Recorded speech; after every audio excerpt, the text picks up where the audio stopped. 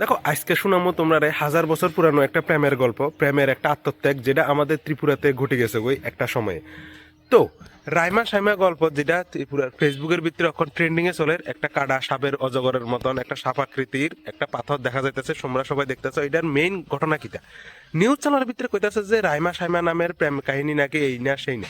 আমি ওইখানের একটা লোকের সাথে জিনিসটা জানছি, জানিবার পরে জিনিসটা তোমরা ক্লিয়ার করে কইতাছি।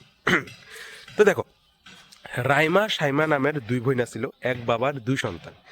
তো এই আগের দিনে কি তো হইতো যে বনে যাইতো কাঠ কুড়োনের লাগা, বসত বাড়ির এই কাঠ আনতো, তারা মাথাত করে সারিয়ে জঙ্গল তুন যাই সেরে কাঠ কুড়ে আনতো। এরপরে এরকম করতে করতে তারা কাঠের লাগা জঙ্গলে যাইতো, বা ফলের লাগা বা শিকারের লাগা জঙ্গলে যাইতো। তো দুই বোন এরকম জঙ্গলে যাইতে যাইতে একদিন ওই জঙ্গলে দেখা যায় একটা সুন্দর ছেলে। তো দিদি রাইমা এবং ছোট বোন ছিল সাইমা, ঠিক আছে? কেউ কয় শর্মা, কেউ কয় সাইমা। যাই হোক, ওই দুই বোনের বড় বোন যে রাইমা ছিল, রাইমার সাথে ওই ছেলের একটা আস্তে আস্তে ধীরে ধীরে মন মিলতে থাকে, প্রেম কাহিনী হতে থাকে। তো তাদের প্রেম ধীরে ধীরে যখন গভীর হয়, তখন গ্রামের ভিতরে আস্তে আস্তে, যেহেতু তারা প্রায়ই দেখা করে, তাহলে অবশ্যই কেউ না কেউ তো কোনো না কোনো ভাবে দেখছে জিনিসটা। দেখি সারি এর কিতে হয়েছে, গ্রামের ভিতরে খবর ছড়াইছে যে বাবারে কই দিছে যে আপনার মাইয়া সাপের লগে প্রেম করে, আপনার মাইয়া এক অজগর সাপের লগে মিলামিশা করে। তো এরকম দেখছে, বাবা আতঙ্কে এবার কিতা করবে, মাইয়ারা তো বাঁচাইতে হইব। বাবা কি আর থরি না জানে যে এইটাই অজগর সাপটাই সাপের রাজা।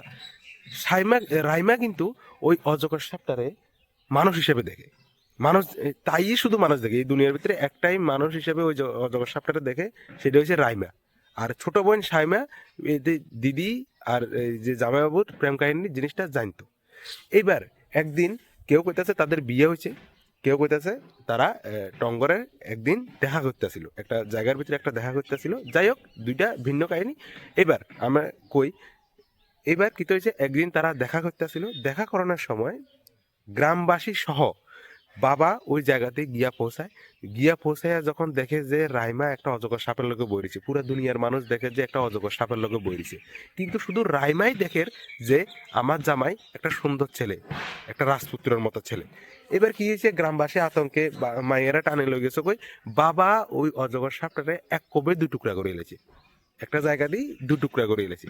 এরপরে এবার কি হয়েছে, রাইমা যখন দেখে যে তার হাজবেন্ড এইভাবে মারা গেছে, এইভাবে তার হাজবেন্ডের কাটতে লাগা হয়েছে, এবার রাইমা একটা জায়গাতে যায় এসে কিতা করে, ওই জায়গাতে জল সমাধি লয়, জলদেবতার আহ্বান জানায় যে হে জলদেবতা, তুমি আইও আমার বাসায় লয়ে যাও, আমার হাজবেন্ড যেহেতু এই দুনিয়াতে নাই, আমি আর এই দুনিয়াতে থাকতাম না।